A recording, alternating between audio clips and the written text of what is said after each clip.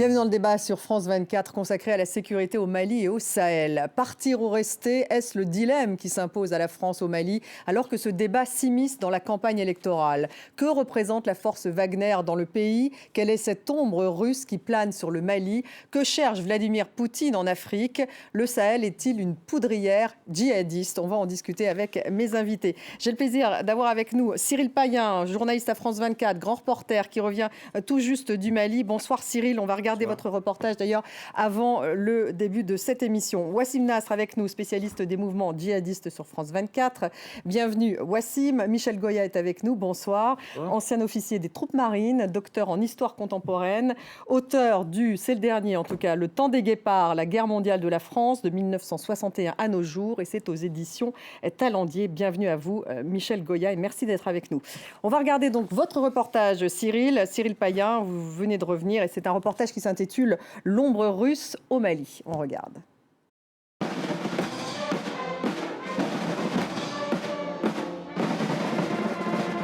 20 janvier 2022, c'est le jour des forces armées au Mali, jour de consécration pour un gouvernement de transition dont les postes clés sont occupés depuis 2 ans par des officiers putschistes. Voici le nouvel homme fort du pays, Assimi Goïta, un colonel des forces spéciales de 39 ans.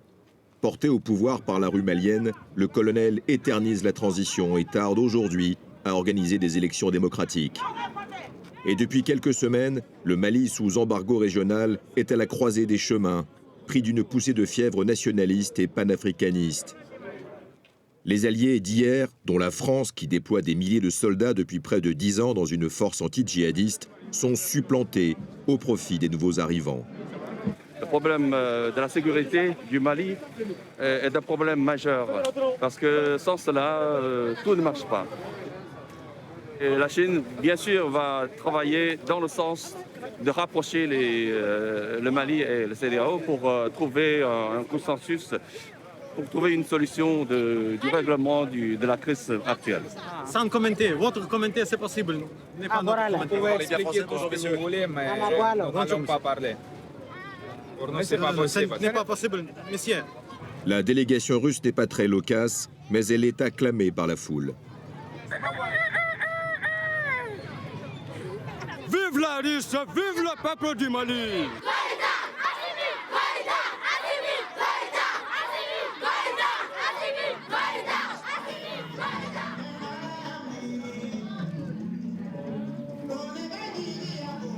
Bamako, rive droite, quartier de Kalabankoura.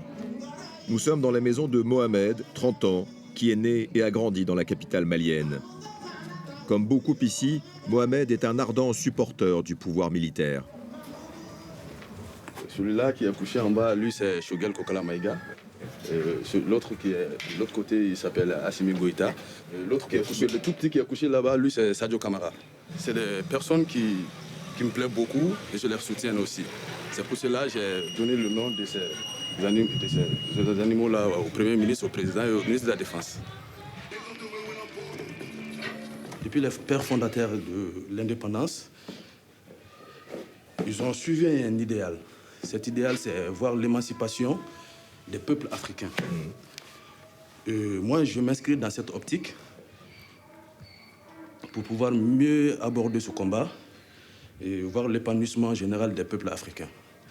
Bon, ce que nous avons vu avec la France de 2012 à aujourd'hui, ça fait 9 ans qu'ils sont ici, avec quels résultats? Tous les jours, c'est des pays, c'est des villages qui sont brûlés, des femmes enceintes assassinées, brûlées vifs, des enfants tués. C'est pour cela que nous voulons diversifier nos partenariats, mais nous sommes contre l'ingérence. On ne veut pas que quelqu'un d'autre pays, que ce soit la France ni autre pays, vienne nous imposer leur choix. Nous sommes le 22 janvier et c'est une nouvelle journée de mobilisation dans les rues de Bamako. Une semaine auparavant, des centaines de milliers de Maliens ont répondu à l'appel du pouvoir et sont descendus dans les rues du pays pour dénoncer les sanctions régionales qui frappent le pays. Ce nouveau rassemblement est organisé par le groupe Yerewolo, debout sur les remparts, le noyau dur des jeunesses nationalistes maliennes. La manifestation tourne rapidement à la diatribe anti-française.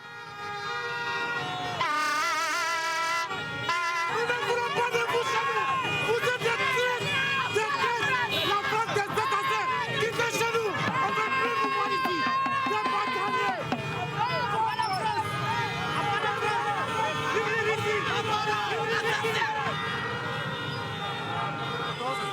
vraiment content, il y a un sentiment de fierté, un sentiment de patriotisme qui m'anime comme ça.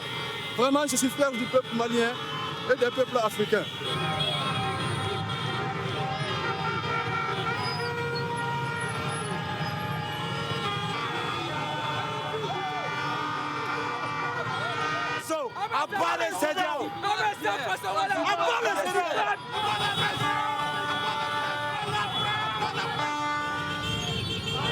Le cortège de plusieurs milliers de manifestants va pendant de longues heures faire le tour de la ville en gonflant ses rangs.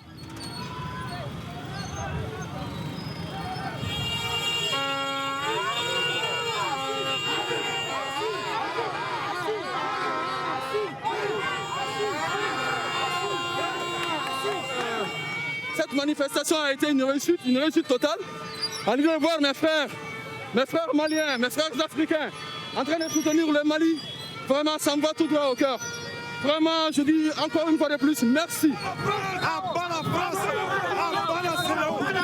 le Mali, vive la liberté,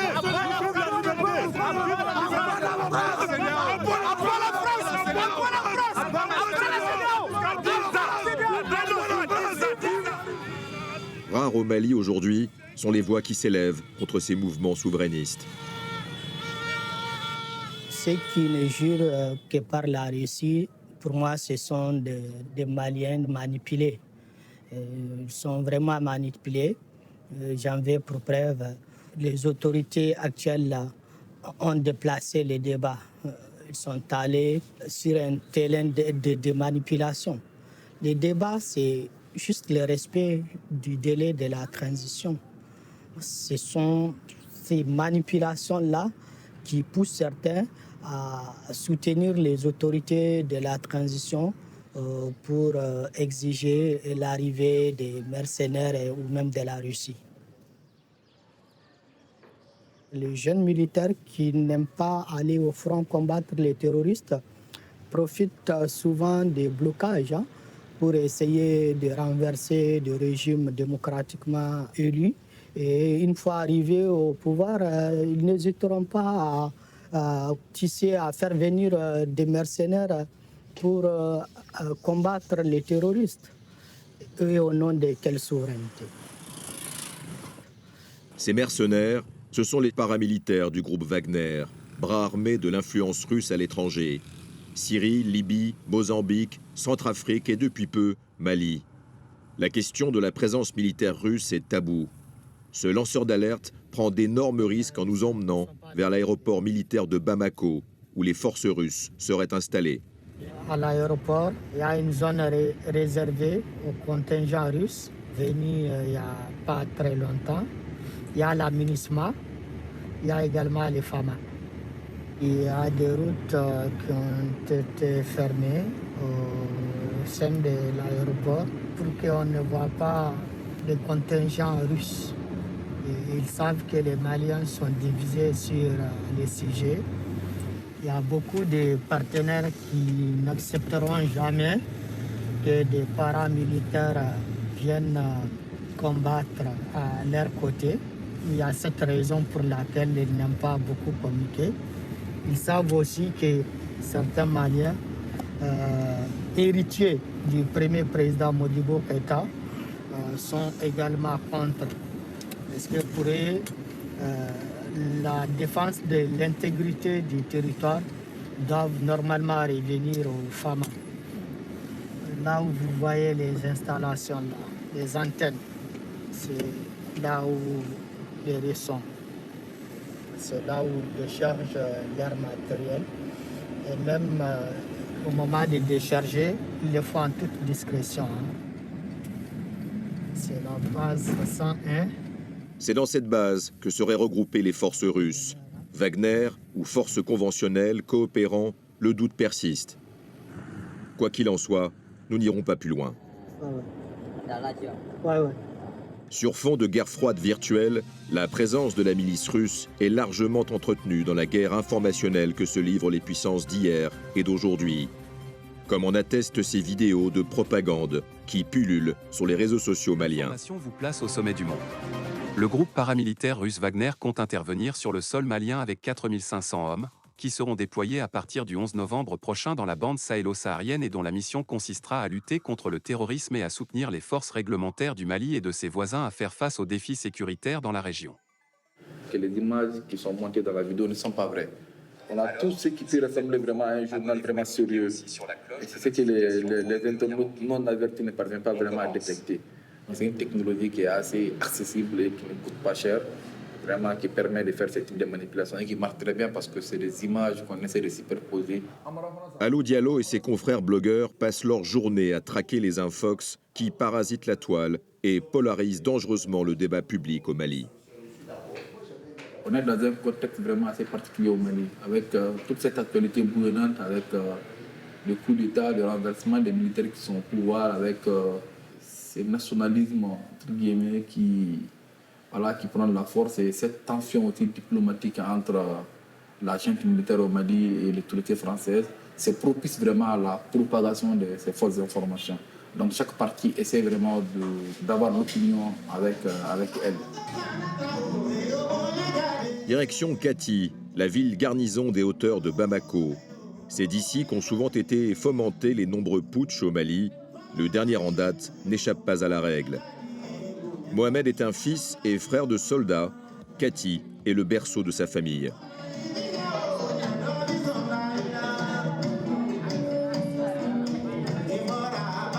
Elle dit que vraiment, ils veulent vraiment cette collaboration avec la Russie. Vraiment que pendant 10 ans, à peu près, il y a l'armée française et toutes les autres forces qui sont ici. Et le résultat, ça n'a rien donné. Et en quelques mois de l'arrivée des Russes, les femmes ont commencé à avoir des résultats sur le terrain un peu partout. Vraiment qui veulent la collaboration entre le Mali et la Russie. Et puis elle dit aussi que vraiment Assimi a tout leur soutien. Et comment tu arrives à rester quand même assez modéré? Parce que tu vois, tout le monde est un peu énervé au Mali en ce moment, au Burkina Faso, en Guinée. Et toi, tu arrives à être modéré. Qu'est-ce qui fait la différence avec toi? Chacun a sa perception des choses, chacun a sa vision. C'est-à-dire qu'il faut que les gens comprennent que la vie politique française et la population française, il y a une différence. Et la vie politique malienne et la vie malienne, sociale malienne, il y a une petite différence. C'est ce que les gens n'arrivent pas à comprendre et c'est là qui m'amène la confusion. Voilà, malentendus, confusion, mais aussi des pays au bord de la rupture, alors que le Mali et ses nouveaux alliés poussent la France vers la sortie. Cette nouvelle voie malienne qui se propage chaque jour un peu plus au Sahel est aussi un saut dans l'inconnu pour des millions d'habitants d'Afrique de l'Ouest. Un reportage Cyril Payen, Cyril qui est avec nous. Cyril, alors justement, est-ce que cette ombre russe plane sur le Mali? C'est un peu ce que vous montrez dans le reportage. Oui, la question c'est quelle nature a cette ombre en ce qui concerne la rumeur, ce secret de Polichinelle, dont on le sait, de la présence des paramilitaires de Wagner. Cela a émané d'une dépêche de Reuters en août dernier. Et depuis, on a effectivement des informations. Je n'ai pas vu, j'ai fait 3 séjours au Mali ces 2 derniers mois, je n'ai pas vu de paramilitaires de Wagner. Ça reste, encore une fois, on est vraiment dans une guerre informationnelle. Ce qui semble assez intéressant sur le terrain, c'est que la diplomatie, le bras armé et diplomatique du soft power de Vladimir Poutine n'a finalement pas nécessairement besoin d'avoir des centaines de paramilitaires de Wagner, puisque le fantasme, toute cette propagande se fait naturellement. Il y a certainement des opérateurs qui sont venus de Centrafrique notamment, qui encadrent, qui sont issus de Wagner, mais ça coûte cher, les paramilitaires de Wagner. Donc, on peut se dire aussi sur le terrain qu'il y a des militaires conventionnels qui sont notamment à la manœuvre dans le centre. Mais c'est une ombre russe, c'est un spectre dont l'idée force est d'occuper le terrain et de remplacer en termes d'influence les Français. Michel Goya, alors Wagner, juste pour expliquer à nos téléspectateurs, serait financé par un oligarque russe, Yevgeny Prigojine. C'est des groupes paramilitaires manifestement qu'on connaît depuis un certain temps, qui étaient en Ukraine, en Syrie, même en Libye et aujourd'hui donc en Afrique. Oui, Wagner, c'est une société privée, comme l'a dit, financée, appartenant à un proche de Vladimir Poutine, alors que le régime lui-même nie l'existence de sociétés privées et ne communique absolument pas sur elle.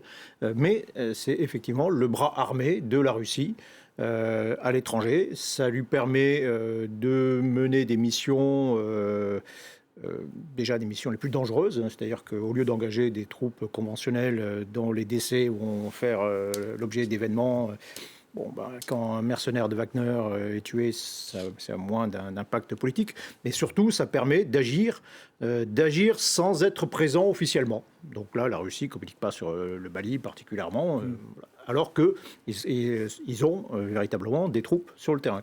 On sait qu'ils ont des troupes sur le terrain. Oui. Au Mali. Oui. C'est un. Oui, alors qu'elles soient conventionnelles ou mercenaires, oui, elles sont là, oui. Que font-ils? Ils sont là pour protéger, justement. Alors, tout dépend d'abord de leur volume. Là aussi, on parle de 300, 600, ce qui en soi déjà n'est pas stratégiquement très important, quoi. C'est pas avec ça qu'on va changer le cours de la guerre. Ils peuvent être là pour encadrer, conseiller, un peu ce que nous faisons nous déjà, ou ce que font les différentes missions européennes. Ils peuvent aller au combat aussi. Wagner peut s'engager également au combat. On ne sait pas, on verra.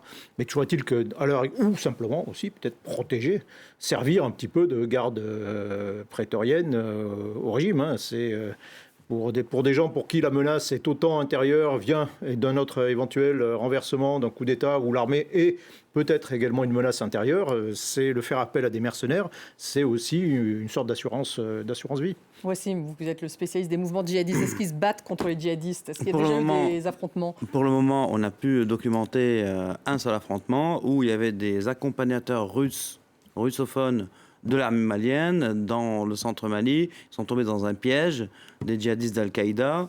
Première info que j'ai pu avoir, c'était qu'il y a eu un blessé russophone transporté à Sévaré pour être soigné. Et là, on avait la confirmation qu'ils étaient sur le terrain, en tout cas. Parce que, comme l'a dit Cyril, les rumeurs couraient depuis plusieurs mois déjà. Et puis, on a eu confirmation comme quoi il y a un russophone qui a été tué. Il y a eu la vidéo en appui derrière qui montrait le moment de l'IED et les restes, on va dire, de cet homme qui ont été retrouvés par les djihadistes. Donc, pour le moment, ils ne montent pas au combat, en tout cas. Donc ils sont en train d'accompagner l'armée malienne en tant qu'instructeurs, pas en tant qu'éclaireurs. C'est important parce qu'on les a vus se déployer dans d'autres pays, par exemple, pour parler de Wagner en particulier, comme éclaireurs pour planter des phobes en Syrie. Ils allaient avec l'armée syrienne, puis il y avait le gros de troupes qui arrivaient. Ce n'est pas encore le cas. À Tombouctou, a priori, ce sont des mécanos de l'armée russe qui viennent aider les Maliens à rendre opératifs les derniers hélicos qu'ils ont achetés. Rien d'exceptionnel. Les accords, c'est des accords bilatéraux entre pays. Ça fait partie du contrat, hein, les munitions et les mécanos. Mais comme l'a très bien dit Michel aussi, c'est que le propre de ce genre d'opération, c'est que ça ne fait Moscou n'endosse pas la responsabilité. Ni la responsabilité des exactions s'il y en a, ni la responsabilité... Il y en a eu manifestement, enfin pas au Mali, hein, mais il y a eu déjà des exactions. En République centrafricaine, oui.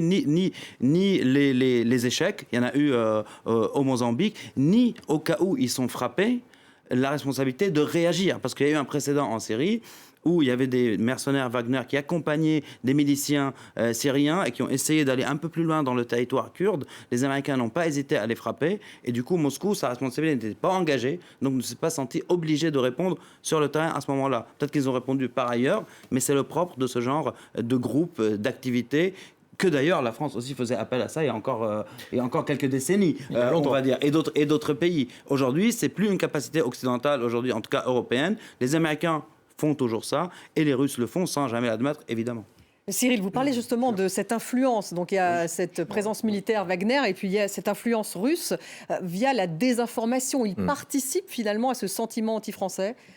Oui, effectivement. Puis alors là, c'est facile de plaquer le scénario centrafricain où ils sont à la manœuvre avec des gros sabots, si je puis dire. Et donc, est-ce que c'est le même scénario qu'on va voir arriver au Mali? Difficile à dire, mais en tout cas, ça en prend vraiment la tournure. On a vu dans ce film un extrait des vidéos, on en parlait à l'instant. Il y en a des centaines sur les réseaux sociaux qui sont faciles à fabriquer, mais qui ont une répercussion et des conséquences énormes sur des populations qui sont pas nécessairement prêtes à interpréter de l'information.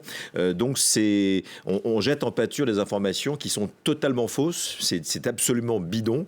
Et d'ailleurs, il y a quand même des blogueurs au Mali assez courageux pour s'opposer à ce genre de choses et puis les décomposer. Mais sont-ils écoutés? Mais en tout cas, le résultat est très simple. C'est ces manifestations qu'on a vues. C'était quand même le 14 janvier. C'est 50 000 personnes dans les rues de Bamako et dans d'autres rues de villes du Mali. Ce n'est pas courant à l'appel de la junte, du gouvernement de transition, qui dit on va défendre notre souveraineté, nous sommes engagés dans un processus panafricaniste. Donc tous ces mots-clés propagandistes très populistes, parce qu'au fond, vers où on va, personne ne le sait vraiment, mais on pointe les boucs émissaires, les cibles. Aujourd'hui, c'est l'opération Barkhane, c'est l'opération qui a près de 10 ans d'engagement anti-djihadiste français, qui sans doute a fait date, qui sans doute a tardé à se redimensionner, mais ça c'est un autre débat. Mais on est coincé dans un étau, je dirais, pour la France, et avec un saut dans l'inconnu qui est basé uniquement sur de la propagande. C'est ce qu'on voit tous les jours. Michel Goya, la présence de mercenaires de la société privée Wagner au Mali serait incompatible avec la présence internationale et européenne, a averti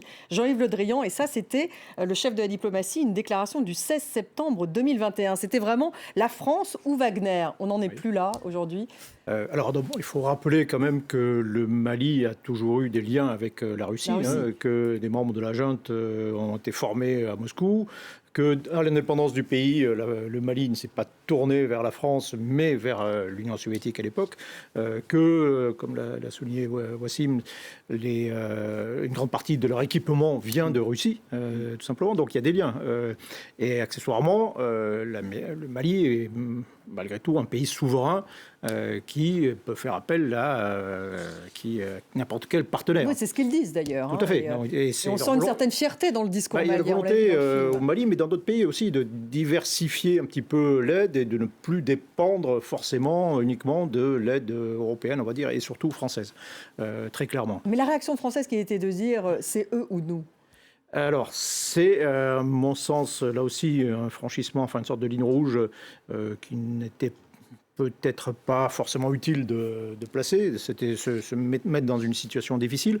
En revanche, ce qui se passe, c'est qu'il y a un certain nombre de pays européens, notamment des pays d'Europe de l'Est, ou des pays baltes, l'Estonie, qui participent à l'effort au Mali, qui participent à la force Takuba, par exemple, qui est en train de se mettre en place, et qui, pour eux, effectivement, la présence de Russes à côté, même si le territoire est immense, pour eux, c'est difficilement compatible, véritablement. Effectivement, il y en a déjà un certain nombre qui ne vont plus aller il y a déjà, au Mali. Il y a eu des accrochages, il y a des accros diplomatiques avec le Danemark, mais un pays comme la Norvège a dit ça c'est terminé, mais après il y a des pays qui effectivement maintenant deviennent très hésitants. Qu'est-ce que ça montre, Michel Goya ? Justement, le fait qu'il y ait aujourd'hui ces hésitations, qu'il y ait des retraits des forces danoises. Takuba n'est même pas née, qu'on a l'impression qu'elle est mort-née pratiquement. Aujourd'hui, la France, vous le dites, est en difficulté, mise en difficulté encore plus par cette présence russe. Bien sûr, mais on était en train de transformer l'opération Barkhane. Alors effectivement, on a certainement trop tardé à le faire. Au passage, moi, je n'étais pas persuadé même que l'opération Barkhane soit forcément une bonne idée.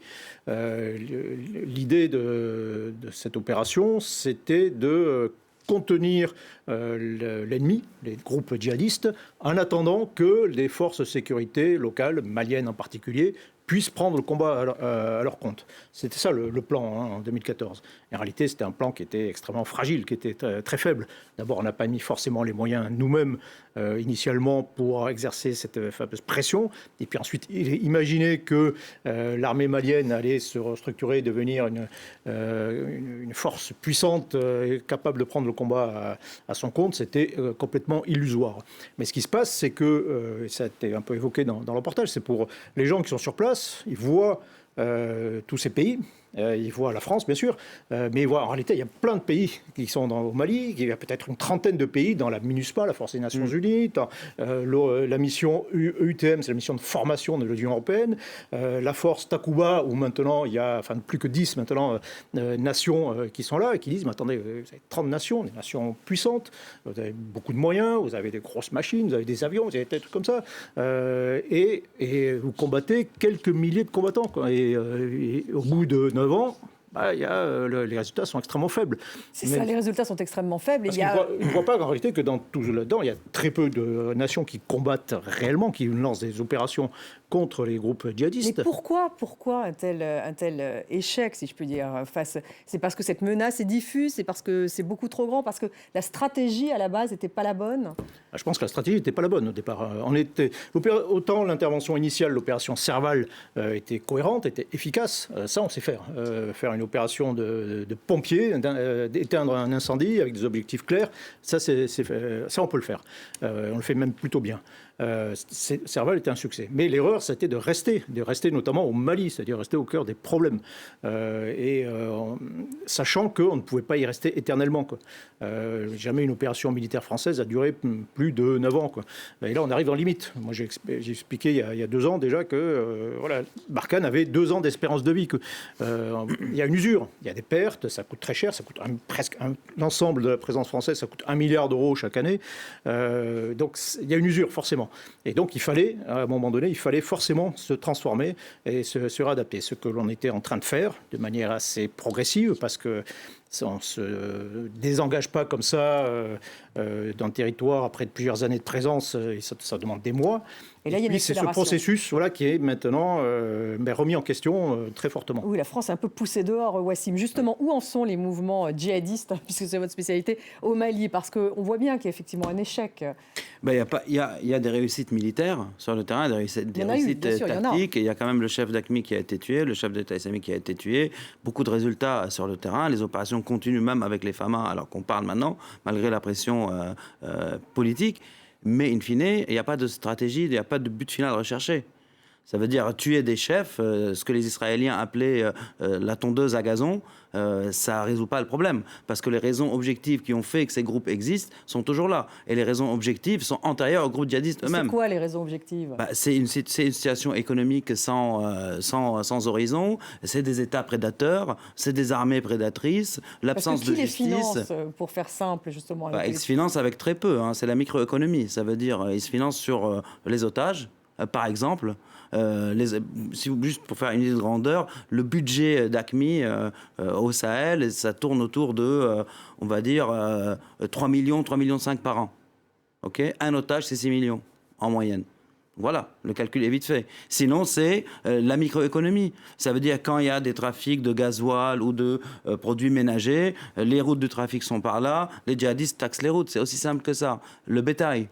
Ils taxent le bétail, voilà. Mais ce qui est intéressant à savoir, c'est que les gens, les djihadistes qui sont en face, c'est des gens qui réfléchissent aussi, qui ont aussi un plan, qui n'est pas en concordance avec les plans français ou avec les plans russes. Leur plan, c'est d'instaurer un territoire qu'ils contrôlent et de faire régner la charia. Et c'est ce qu'ils font. Ils font de la politique. AQMI, aujourd'hui, Al-Qaïda fait de la politique. Ils sont tellement imbriqués dans le tissu social et économique qu'ils sont devenus présents face à une autre force qui est celle de l'État islamique qui ne fait pas de politique. Et dans cette équation, beaucoup de gens ont été obligés de choisir leur camp. Donc ils choisissent leur camp le moins dur, on va dire, en l'absence de l'État et en la présence de Barkhane quelques heures, mais pas tout le temps. Ils choisissent le moins dur. Il y a des gens sur place qui disent pourquoi, par exemple, ils ne laissent pas Al-Qaïda, Al-Qaïda nous protège. Parce que malgré eux, mais parce que c'est leur réalité. Il faut essayer d'imaginer ça un petit peu. Et on a encore une fois, Al-Qaïda est devenu un acteur politique qui a voulu négocier avec IBK, donc le régime précédent, qui négocie avec la junte. Donc il ne faut pas imaginer qu'aujourd'hui, il y a la junte qui veut que la France parte, Al-Qaïda qui veut que la France parte, et les Russes dans l'équation. Donc on peut très bien imaginer les Russes amener quelqu'un comme Iyad Aghali, le mettre sur une table, qui avant d'être chef djihadiste est un notable et un représentant touareg, et dire vous voulez parler avec Bamako, parlez, voilà une table, on sort des accords d'Alger, et nous on amène la solution après 10 ans, entre guillemets, d'échec français. Il faut imaginer que les gens en face, la France n'agit pas dans le vide en fait. Ils ont une stratégie. Cyril, que vous ont dit les militaires sur le terrain que vous avez vu tout récemment, puisque vous revenez tout juste du Mali, on l'a vu avec votre reportage. Est-ce que vous sentez un désarroi ? C'est difficile, vous savez que c'est la grande muette, on n'en parle pas évidemment, mais il y a des contacts. J'ai pu faire le transfert des 3 grandes bases du Nord. C'était premier contact avec le Mali. J'étais à Tessalit où je suis parti avec les derniers avions, avec des soldats qui étaient en immersion pendant 5 mois, donc une vie difficile, à 50 km de la frontière algérienne. Donc c'est pas des conditions faciles, avec des attaques régulières. Et ensuite il y a eu Tombouctou et Kidal. Aujourd'hui, ce que je pourrais me permettre de dire sans trahir ce qu'on me dit à Gao ou autre, c'est qu'il y a quand même un désarroi profond. D'abord parce que le paradigme a changé sans doute trop tard, mais ça c'est pas la faute de l'armée. L'armée avait averti depuis longtemps qu'on avait fait le tour de l'affaire. Enfin, ça, il y avait des avertissements au plus haut sommet de l'état-major. Donc il y a eu le 10 juin dernier le président français Macron qui tranche, qui dit on va changer un peu de paradigme, mais sans doute trop tard. Donc un désarroi, oui, parce que quand on a sur le terrain une force anti-djihadiste qui est très impliquée, on parle de milliers d'hommes et de femmes qui sont sur le terrain quand même, et qu'on a le convoi 32 sur la voie sacrée, un convoi comme il y en a eu beaucoup, logistique, c'était il y a un mois et demi, qui relie Abidjan à Gao via le Burkina Faso et le Niger, et que ce convoi est attaqué, est conspué avec des drapeaux français, les mêmes drapeaux qu'on a vus dans ces manifestations, des drapeaux russes, des drapeaux arrêtés le génocide. Les soldats ne comprennent pas, et quand ils sont arrivés au Niger, pays allié, il y a eu une attaque en règle dans la zone des 3 frontières par des manifestants très agressifs. Donc là, il y a un phénomène de choc, et puis ces attaques, cette pression qui continue, comme vous le disiez parfaitement, puisque les affiliés d'Al-Qaïda administrent maintenant, ne font pas autre chose, dans plein d'endroits où il y a un déficit absolu d'État, quoi qu'en dise le gouvernement de transition, qui a beaucoup d'arguments souverainistes, mais ils ne tiennent pas véritablement le pays. Donc pour finir, l'attaque sur Gao il y a une dizaine de jours, où je rappelle qu'il y a eu un 53e mort, c'était plusieurs tirs de mortier. Peut-être que c'était un coup de chance, parce qu'il y a souvent des attaques, mais là on dit que le coup de chance, le miracle, c'est qu'il n'y ait pas eu plus de victimes. Il y a eu un mort, il y a eu des blessés, mais on sent qu'il y a une pression qui s'exerce, et un manque, je dirais, et c'est une litote de direction de la part du politique, où les soldats se retrouvent vraiment bouc émissarisés, et on le vit très très mal quand on est engagé dans une lutte comme ça, où on meurt, où on est blessé sur un terrain depuis près de 10 ans, et qu'on voit qu'une population entière, mais même au Sahel, s'est retournée contre vous. Michel Goya, alors le retrait de la France, qu'est-ce que ça va donner? Qu'est-ce que ça veut dire concrètement? Cette base de Gao dont vient de parler justement Cyril, au Mali, il faudrait quoi, 6-8 mois pour l'évacuer? Déjà, ne serait-ce que concrètement, c'est compliqué en termes de temps. Quelle décision en fait, politique devrait prendre la France aujourd'hui? On voit que c'est rentré dans la campagne présidentielle aujourd'hui, que beaucoup de gens aujourd'hui demandent un retrait de la France. Pour l'instant, la France dit qu'elle veut continuer à lutter contre le terrorisme. Qu'est-ce qui va se passer à votre avis? Alors concrètement, l'opération Barkhane, c'est plusieurs implantations. Ce n'est pas que le Mali. Il y a une implantation très importante au Niger, à Niamey, dans une base de Niamey. Où se trouve Florence Parly d'ailleurs aujourd'hui. Exactement. Le poste de commandement, il se trouve à Djamena, avec là aussi une force aérienne. Et le plan qui était en cours, c'était de transférer toutes les forces qui se trouvaient au Mali, d'abandonner toutes les bases qui étaient autour de Gao, la base principale, et de donner ces bases aux forces maliennes ou à la MINUSMA, de transférer toutes les forces françaises au Niger, faire de Niamey le centre de gravité, et de laisser au Mali, dans la base de Gao, la force Takuba, donc cette force européenne encadrée par des Français et qui était destinée à accompagner les forces maliennes sur le terrain. Aujourd'hui fragilisée par justement... Et qui est effectivement aujourd'hui très fragilisée. Et on pourrait se décider, ça pourrait être même une décision européenne, collégiale, dire voilà, les forces européennes décident de se retirer définitivement du Mali. C'est-à-dire concrètement que Takuba se retirerait du Mali. Donc ce plan est-il caduc aujourd'hui? Non, mais voilà, on se dirige sans doute vers ça en réalité. Maintenant, très concrètement, là aussi, la base de Gao, c'est des dizaines de milliers c'est des milliers de conteneurs, c'est plusieurs milliers de personnes. C'est quelque chose sur lequel on s'est incrusté depuis des années. Et donc, il faut plusieurs mois de convois. Et chaque convoi, c'est une opération militaire. C'est dangereux, c'est long. Et donc, il faudra des mois. Dans tous les cas de figure, il faudra des mois pour évacuer tout ce qui nous reste. Ça peut prendre un an, au moins une année. Un an, pas forcément, mais au moins quelques mois. Ce sera après l'élection présidentielle, dans tous les cas de figure. Mais après, quoi qu'il arrive, s'il y a un vrai retrait du Mali, et l'espace aérien malien interdit à la chasse française, parce qu'on a vu par exemple qu'ils donnent beaucoup de mal, que la MINUSMA a beaucoup de mal à voler aujourd'hui. Les Allemands de la MINUSMA ont besoin d'une autorisation de 36 heures au préalable pour voler un drone. Donc l'utilité du drone n'est plus. Donc si la chasse française ne peut plus opérer dans le ciel malien, toute l'opération Barkhane, même s'il y a... C'est ça. Effectivement. Ça c'est essentiel. Pour dire là aussi très concrètement, la plupart des gens, des djihadistes que nous éliminons, nous le faisons par le ciel, par les avions et par des drones armés. Ça, c'est peut-être 80% des djihadistes qui sont éliminés, ou éventuellement par des raids de forces spéciales en hélicoptère. Et donc, si le ciel, on va continuer le combat de cette façon, mais si le ciel malien est soumis à autorisation, simplement, ça rend extrêmement difficile ces opérations. Ça rend aussi extrêmement difficile le fait d'aider l'armée malienne. C'est-à-dire que les bataillons qui sont arrivés à Tessalit, par exemple, ils ont formé des contrôleurs aériens pour pouvoir faire appel aux avions français en cas de problème. On reste quand même la réserve, cette force aérienne reste la réserve de l'armée malienne. Et donc je ne suis pas sûr que les militaires maliens soient très chauds eux-mêmes pour interdire le ciel aux Français. Ouais, Cyril, justement, un mot. Le Niger, il connaît aussi. Est-ce qu'il pourrait justement être instable aussi, puisqu'il y a un retrait vers le Niger? Mais bon, le Niger est-il stable c'est la question à $1 million, parce qu'on compte beaucoup sur le Niger aujourd'hui. Oui. Vous le disiez parfaitement, il y a on met la base centrale de commandement de Barkhane, on la passe de Djamena à Niamey. Mais Niamey, c'est pas non plus le rêve absolu, puisqu'il y a une détérioration, on l'a vu avec le convoi qui avait été bloqué sur le terrain, sur le plan politique, une hystérisation aussi du débat dans l'opposition pour haranguer la présence française. Donc ça peut déstabiliser le président Bazoum, qui est un allié, mais le problème, c'est que c'est un de nos derniers alliés, et on en avait 5 au départ, et ça devient extrêmement compliqué, puisque le Burkina Faso ne va pas nous aider. Donc tout concentré sur le Niger est un peu hasardeux, d'autant plus, ce qu'on disait très justement, si on mène une guerre multilatérale depuis un pays sans pouvoir survoler le pays où il y a énormément de foyers djihadistes, ça va poser un problème. Donc on est vraiment dans une équation un peu impossible, qui ressemble pour moi à un piège, et pour avoir couvert la chute de Kaboul, quand je revenais d'Afghanistan, on se disait ça n'a strictement rien à voir, puisque Barkhane a anticipé, on va prendre le temps. Et là, on est dans une accélération du temps quasi cauchemardesque pour les observateurs, pour ceux qui ont planifié tout ça. Et là, je peux vous dire, je reviens de Bamako, ça ressemble un petit peu à ça. C'est un piège qui se referme sur les Français, sur les Européens.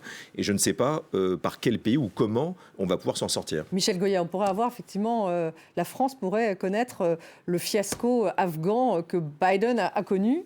Ah non, on n'en est pas là. Il y a une précipitation du retrait, oui, il y a une précipitation. Alors qu'il y a un peu, il faut souligner aussi peut-être les maladresses de la responsabilité de la France aussi, un peu dans cette dégradation politique, je veux dire, des relations. Par un certain nombre de gestes, depuis un certain temps déjà. Quand la France, en fin 2019, quand le président Macron annonce publiquement qu'on va convoquer les chefs d'État africains à Pau, c'est très très mal perçu, c'est un camouflet. Toutes les déclarations, on a renvoyé l'ambassadeur du Mali il y a 2 ans déjà, suite à un certain nombre de déclarations. Les déclarations du ministre des Affaires étrangères, là aussi, est-ce qu'elles étaient nécessaires de rajouter, de faire des déclarations outrancières, enfin très fortes? Parce que c'était nécessaire, mais tout ça a contribué effectivement à la dégradation de la situation. Et nous a placés dans une situation qui est maintenant très compliquée. Donc oui, on se retire, mais le combat continue. On sera présent au Niger, mais on était présent aussi en Côte d'Ivoire. On a encore des bases au Sénégal. Alors justement, en Côte d'Ivoire, par exemple, est-ce que ça va remettre en cause également la stratégie française en Côte d'Ivoire ? Est-ce qu'il risque d'y avoir une sorte d'effet de contagion aussi de la menace? C'est pas les mêmes dynamiques. Après, les djihadistes, ça veut dire les djihadistes. Déjà, l'État islamique, il est contenu aujourd'hui dans 3 frontières. Vivier, on va dire pour résumer vite, le vivier de recrutement, il est au Tillabéri au Niger. D'ailleurs, le Niger se bat sur 2 fronts, le front de Difa contre l'État islamique au lac Tchad et le front de Tillabéri contre l'État islamique au Sahel. Donc c'est une situation assez particulière quand même pour le président Bazoum. Mais pour les pays du Golfe de Guinée, il y a une volonté d'AQMI de descendre plus dans le sud. Mais encore une fois, pour faire court, ils ont l'ambition, mais ils n'en ont pas les moyens humains. C'est pas la volonté qui manque, mais ils n'ont pas d'unité assez disciplinée, entre guillemets, pour reproduire ce qu'ils ont fait au nord et dans le centre. Donc ça aussi, ça peut faire partie, si on réfléchit un peu froidement, des choses qui pourraient être négociées via intermédiaire avec les djihadistes. Genre, vous voulez faire votre négocier, mais qui négocie avec les djihadistes? Déjà, les États locaux veulent négocier avec eux. Donc déjà, les laisser négocier, parce que si on rappelle ces épisodes diplomatiques où les représentants maliens disaient on veut négocier avec les djihadistes il y a encore 2 mois, la France a toujours affiché qu'elle ne souhaitait pas négocier avec les djihadistes. Oui, mais c'est les premiers concernés qui négocient finalement. Et finalement, quand on a les djihadistes qui disent on veut négocier, donc et ils mettent un cadre au conflit avec la France qui est au Mali, au Sahel, je parle du JNIM en particulier, ils se mettent des objectifs politiques atteignables. Alors que la France est paradoxalement, c'est assez cocasse, enfermée dans la guerre contre le terrorisme qui est sans fin. Donc voilà, donc si les locaux veulent négocier avec eux, et ils le font déjà, la France a fait obstruction. Donc peut-être qu'il faut essayer aussi d'utiliser ce levier, parce que négociation n'est pas soumission, et c'est donnant-donnant, et peut-être utiliser ce levier sera profitable pour empêcher une descente plus au sud. Michel Goya, c'est la fin d'une ère aujourd'hui. Non, c'est la transformation d'une ère. On passe à quelque chose d'autre, mais le conflit continue, à moins de considérer que finalement ça n'a pas d'importance. On se bat, il faut quand même le rappeler, parce qu'on considère que la déstabilisation forte de la région aurait des implications sur notre propre sécurité, sur nos intérêts dans la région, notamment dans le golfe de Guinée, au Côte d'Ivoire, au Sénégal, et éventuellement en Europe de manière plus ou moins directe. Donc à partir du moment où on considère que le problème est toujours là, eh bien, le combat continuera, mais sous d'autres formes. Sous d'autres formes et difficilement. Merci beaucoup Cyril Payen, merci Wassim Nasr, merci à vous Michel Goya d'avoir été avec nous ce soir et merci à vous tous. 2h suffisent.